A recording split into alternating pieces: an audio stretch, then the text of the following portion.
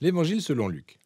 Il s'agit de l'un des récits les plus anciens de la vie de Jésus et c'est en réalité la première partie d'une œuvre liée en deux volumes, Luc et Actes. Si vous comparez les premières lignes de ces deux livres, il est évident qu'ils sont du même auteur. Il y a des indices dans le livre des Actes ainsi que dans une ancienne traduction qui indiquent que c'est Luc. Et en plus d'être le compagnon de voyage et le collaborateur de l'apôtre Paul, nous savons aussi qu'il était médecin. Luc commence son ouvrage par une préface nous expliquant comment et pourquoi il écrit ce livre. Il reconnaît l'existence de nombreux autres récits honorables de la vie de Jésus dans le monde. Mais il souhaitait revenir à la tradition des témoins oculaires du plus grand nombre possible parmi les premiers disciples afin de créer ce qu'il appelle un récit ordonné des choses accomplies parmi nous. En fait, le mot accompli nous indique pourquoi Luc a écrit ce récit, car pour lui, l'histoire de Jésus n'est pas juste de l'histoire ancienne. Il veut montrer quel est l'accomplissement de l'histoire de la longue alliance entre Dieu et Israël, et à plus grande échelle, celui de l'histoire entre Dieu et le monde entier.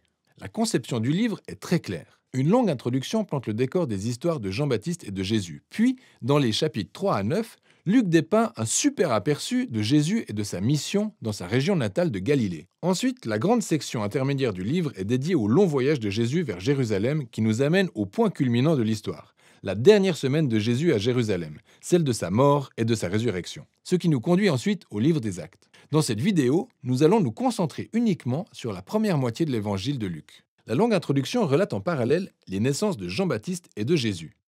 Il y a donc ce couple âgé, le sacrificateur Zacharie et Élisabeth, puis cette jeune femme célibataire, Marie, avec Joseph. Ces deux couples reçoivent la promesse divine improbable selon laquelle ils auront un fils. Et les deux promesses sont tenues lorsque Jean puis Jésus naissent. Et les parents des deux enfants chantent des cantiques de célébration. Ces cantiques poétiques sont pleins de références à l'Ancien Testament, aux psaumes et aux prophètes, montrant de quelle manière ces enfants réaliseront d'anciennes promesses de Dieu. Mais ils donnent aussi un aperçu du rôle que jouera chaque enfant dans l'histoire à suivre.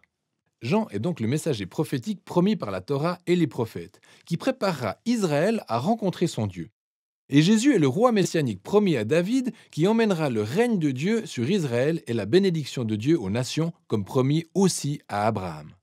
Ensuite, Marie conduit Jésus au temple de Jérusalem pour sa consécration et deux prophètes âgés, Anne et Siméon, reconnaissent automatiquement Jésus après l'avoir vu. Puis Siméon chante son propre cantique, un poème inspiré par le prophète Ésaïe. Il dit « Cet enfant est le salut de Dieu pour Israël, et il sera une lumière pour éclairer les nations. » C'est donc suite à toutes ces promesses que découle naturellement la section principale suivante, où Luc présente Jésus et sa mission. Il plante le décor avec le mouvement pour le renouveau de Jean au Jourdain, où il appelle Israël à la repentance, au réengagement et à une existence renouvelée au moyen du baptême. Il prépare le peuple à l'arrivée du royaume de Dieu. Puis Jésus apparaît comme le leader de ce nouvel Israël et est démarqué par l'Esprit et la voix de Dieu depuis les cieux. Il est le Fils bien-aimé de Dieu. Après quoi, Luc continue de remonter la généalogie en retraçant les origines de Jésus jusqu'à David, puis à Abraham, ainsi de suite jusqu'à Adam du livre de Genèse. Luc déclare ici que Jésus est le roi messianique d'Israël qui apportera la bénédiction de Dieu, mais pas seulement à Israël, la famille d'Abraham. Il est ici pour tous les fils d'Adam, pour l'humanité tout entière. Ensuite, Luc a stratégiquement placé l'histoire de Jésus se rendant dans sa ville natale, Nazareth, où il démarre sa mission publique. Lors d'un rassemblement à la synagogue, Jésus se lève et lit dans le manuscrit d'Ésaïe le passage suivant. « L'Esprit du Seigneur est sur moi parce qu'il m'a oint pour annoncer la bonne nouvelle aux pauvres et pour proclamer aux captifs la délivrance, et aux aveugles le recouvrement de la vue. Il m'a envoyé pour libérer les opprimés. » Tout comme les autres évangiles, Jésus est présenté ici comme le roi messianique apportant la bonne nouvelle du royaume de Dieu. Mais ce que Luc met particulièrement en lumière ici, ce sont les implications sociales de la mission de Jésus. Il apporte la liberté, aphésis en grec. Ce mot signifie littéralement libération et fait référence à l'ancienne pratique juive de l'année du jubilé décrite en Lévitique 25. Il s'agit du moment de la libération de tous les esclaves israélites, de l'effacement des dettes du peuple et de la remise des terres vendues aux familles. C'est toute une reconstitution symbolique de la justice libératrice et de la miséricorde de Dieu. Jésus dit ensuite que cette bonne nouvelle de libération est spécialement dédiée aux pauvres. Dans l'Ancien Testament, les pauvres, ou ani en hébreu, font référence à une bien plus large catégorie de personnes que celles qui n'ont pas assez d'argent. Cela désigne également les personnes de faible statut social dans leur culture, comme les handicapés, les femmes, les enfants et les personnes âgées. Cette catégorie inclut aussi les exclus sociaux, comme ceux appartenant à des groupes ethniques, ou les personnes dont les mauvais choix de vie les ont exclus des cercles religieux acceptables. Et Jésus dit que le royaume de Dieu est particulièrement une bonne nouvelle pour ces personnes. Après cela, Luc nous présente immédiatement une vaste série d'histoires démontrant ce qu'est la bonne nouvelle de Jésus pour les pauvres. Il s'agit notamment de la guérison d'une femme malade, alitée, ou d'un homme atteint d'une maladie de peau, ou d'une personne paralysée. Il y a aussi des histoires dont celle de Jésus accueillant dans sa communauté un collecteur d'impôts comme Lévi, qui n'est pas pauvre financièrement, mais est exclu de la société. Il y a une histoire où Jésus accorde le pardon à une prostituée. Luc nous montre comment le royaume de Jésus a permis de rétablir et de bouleverser complètement les conditions de vie du peuple. Il élargit le cercle de personnes appelées à découvrir le pouvoir de guérison du royaume de Dieu. Alors que la mission de Jésus attire de nombreux adeptes, il fait quelque chose d'encore plus provocateur. Il rassemble ces personnes pour former un nouvel Israël en établissant à leur tête comme leader 12 disciples en référence aux 12 tribus d'Israël.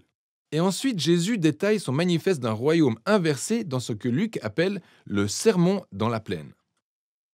Selon lui, l'amour de Dieu pour les exclus et les pauvres montre combien son royaume bouleverse tous nos systèmes de valeurs.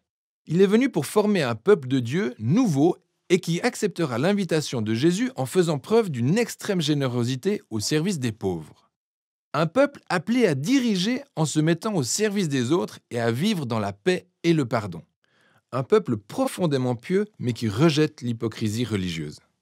Le fait est que cette vision extrémiste du royaume de Jésus émane de l'autorité divine, et elle commence à provoquer résistance et controverse, en particulier chez les chefs religieux d'Israël. L'aide qu'il apporte aux personnes douteuses est une menace pour leur tradition religieuse et leur vision de la stabilité sociale. Et donc il commence à accuser Jésus de blasphémer contre Dieu, d'être un ivrogne et de se mêler aux pécheurs. Cette partie amène les disciples à une nouvelle révélation de la mission de Jésus. Il confirme être le roi messianique. Et il démontrera son règne sur Israël en mourant à Jérusalem. En devenant le roi et serviteur meurtri d'Ésaïe 53 qui succombe pour les péchés d'Israël.